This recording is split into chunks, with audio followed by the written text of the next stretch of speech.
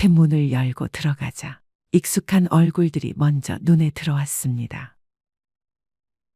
80이 넘은 지금도 한 달에 한 번은 꼭 모이게 되는 오래된 친구들이었습니다. 예전엔 일 이야기, 자식 이야기로 시끌벅적하던 자리였는데 그날은 이상하게도 커피가 먼저 식어가고 말수가 적었습니다. 요즘은 카페 커피값도 만만치 않네.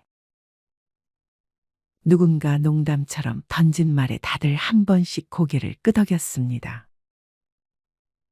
예전 같았으면 이 정도쯤이야 하고 웃고 넘겼을 텐데 그날은 아무도 웃지 않았습니다.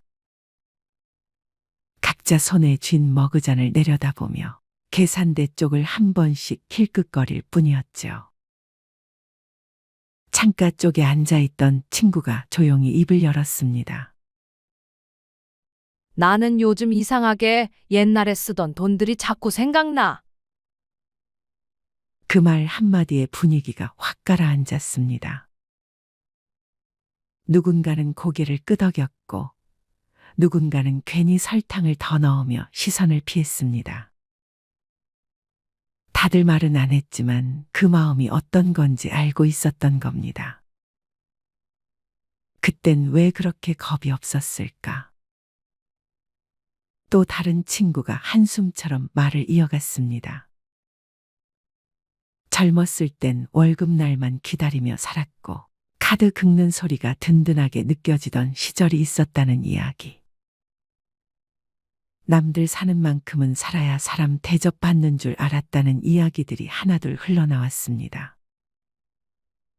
누군가는 말했다가 멈췄습니다. 지금 와서 제일 무서운 게 뭔 줄 알아? 잠시 침묵이 흘렀고 카페 안에서는 커피 머신 소리만 규칙적으로 들렸습니다. 큰돈 쓴 건 기억도 안 나는데 아무 생각 없이 쓴 시간들이 다 생각나. 그 순간 그 자리에 있던 우리 모두가 동시에 같은 생각을 하고 있다는 걸 느꼈습니다. 그때는 소비가 삶을 풍요롭게 만드는 줄 알았는데 지금 돌아보니 그 소비가 노후를 조금씩 깎아 먹고 있었다는 사실 말입니다. 카페를 나서며 누군가 계산을 하겠다고 했고 우리는 괜히 다음에 하자라며 말렸습니다. 커피값 몇천 원 앞에서 머뭇거리던 우리의 모습이 웃기면서도 서글펐습니다. 아마 그날 그 카페에서 우리는 처음으로 같은 질문을 마음속에 품었을 겁니다. 80대가 되어보니 진짜 무서웠던 소비 습관은 무엇이었을까? 80대가 되어 뒤를 돌아보니 젊을 때는 전혀 무섭지 않았던 소비 습관들이 하나둘 떠오르기 시작합니다. 그때는 다들 그렇게 사는 줄 알았고 나만 조심한다고 달라질 것도 없다고 생각했죠. 하지만 지금 이 나이에 와서 보면 그 소비들은 하나같이 돈보다 시간을 먼저 갉아먹던 습관이었습니다. 가장 먼저 떠오르는 건 벌 때 쓰면 되지라는 생각이었습니다. 월급이 들어오면 고생한 보상이라며 외식하고 선물 사고 조금 비싼 물건을 고르는데 주저함이 없었습니다. 그때는 저축을 미루는 게 게으름이 아니라 당연함처럼 느껴졌습니다. 문제는 그 나중이 생각보다 훨씬 빨리 왔다는 겁니다. 은퇴는 멀리 있는 줄 알았는데 어느 날 갑자기 수입이 끊기고 나서야 알게 되었습니다. 쓰는 습관은 그대로인데 들어오는 돈이 없다는 사실이 얼마나 무서운지 말입니다. 두 번째는 남의 시선을 의식한 소비였습니다. 이웃이 새 차를 바꾸면 나도 바꿔야 할 것 같았고 임에서 누군가 좋은 옷을 입고 나오면 괜히 내 모습이 초라해 보였습니다. 그때는 체면이라고 불렀지만 지금 생각해보면 체면이 아니라 불안이었습니다.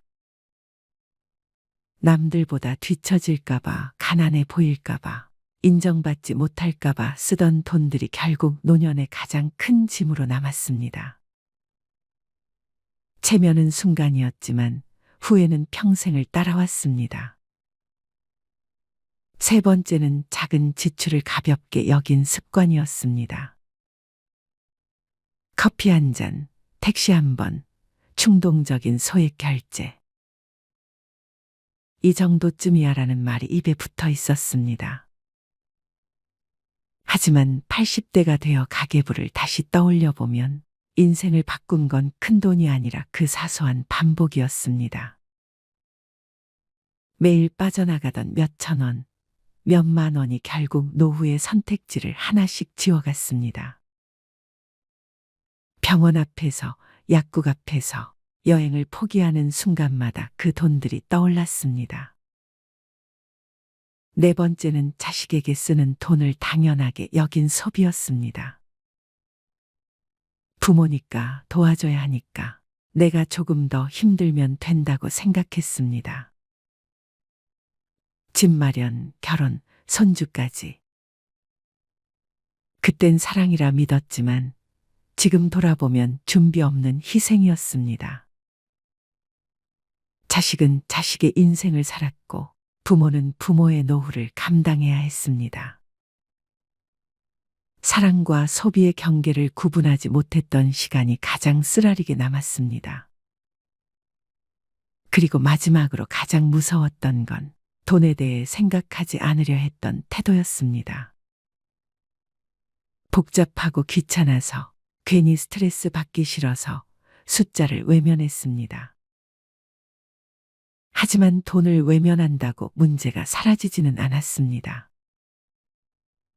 오히려 준비하지 않은 노후는 생각보다 훨씬 조용하고 길었습니다. 선택지가 줄어든 삶, 도움을 받아야만 움직일 수 있는 생활은 체력보다 마음을 먼저 무너뜨렸습니다. 80대가 되어 깨달은 건 단순합니다. 소비는 그 순간의 기분을 채우는 일이 아니라 미래의 나를 대접하는 방식이라는 사실입니다. 젊을 때의 소비 습관은 그대로 늙어서의 생활 수준이 됩니다. 그래서 지금이라도 이 글을 읽는 분이 계시다면 돈을 아끼라는 말보다 이렇게 말하고 싶습니다. 오늘 쓰는 이 돈이 20년 뒤에 나를 웃게 할지 울게 할지 한 번만 더 생각해 보시라. 고요. 그 한 번의 생각이 노년의 삶을 전혀 다른 풍경으로 바꿔줄지도 모르니까요. 마지막으로 좋은 글 하나 소개해 드리겠습니다. 이젠 나 스스로를 사랑해야 한다. 우리는 이 세상에 올 때 혼자였다. 갈 때도 동반자가 있을 리가 없다. 사람으로 사는 것은 필경 외로운 일일 것이다. 고독을 즐기다가 새로운 인생을 만난 사람도 있고 오랜 동행의 종지부를 찍은 사람도 있다. 내 삶의 가치는 결코 타인에 의해, 타인이 만들어 놓은 상황에 의해 매겨지는 것이 아니다. 내가 나를 어떻게 바라보느냐, 내가 내 삶을 어떻게 살아가느냐에 따라 달라질 것이다. 우리는 다른 이들과 함께 있을 때 맡겨진 대역을 충실하게 연기한다. 늘 정해진 각본대로 따라하는 훈련이 자신의 진정한 모습을 잃어버리게 만든다. 당연히 스스로를 솔직하게 대면하지 못하는 사람이 생기기도 하고, 자기 자신을 평가하고 투자하는 데 철저히 인색했다. 혼자인 사람은 가장 자유로운 사람이다. 그러나 사람들은 자신의 배역에 익숙해져 있는 터라 이런 자유를 마주하게 되면 오히려 충격에 빠진다. 그래서 상당수의 사람들이 혼자라는 사실을 참을 수 없어 한다. 혼자는 곧 외로우며 공허하고 단정 짓고 착각 속에 빠진다. 하지만 사람은 모두 자신의 길을 당당히 걸어가야 한다. 이젠 자식도 배우자도 일상의 삶에서 잠시 내려놓고 그들만큼이나 사랑한 열정을 오래 잊고 지냈던 나 자신과의 사랑을 위해 사용해 보기로 하자. 이젠 나 스스로를 사랑해야 한다. 내가 나를 사랑해주지 않으면 누가 날 나만큼 사랑해줄까? 최근에 혼자만의 시간을 누려본 기억이 있는가? 혼자서 여행을 가본 적이 있는가? 스스로 고독한 여행자가 되어보자. 한밤중 덜컹거리며 달리는 기차에 앉아 창밖으로 스쳐 지나가는 불빛을 바라보자. 고독은 생각을 풍성하게 키우고 그 차원을 높여준다. 많은 생각이 부담스러운가? 생각이 많은 것은 좋은 일이다. 그것을 조용히 음미할 때 우리의 영혼은 성장한다. 열심히 가정을 지키면서 살아온 나 자신을 마음껏 칭찬하자. 열심히 일하면서 지나온 내 삶을 한껏 사랑하자. 정성껏 마음 주고 걸음 좋은 내 이웃들을 중심으로 사랑하며 칭찬하자. 이젠 이만하면 쉴 자격 충분하니 더 이상 달려가지 못하더라도 달래고 추스릴 시간을 주자. 수고했다. 애썼다. 육신이 너덜너덜해질 만큼 약해진 나 자신에게 위로와 칭찬과 용기를 보내주자.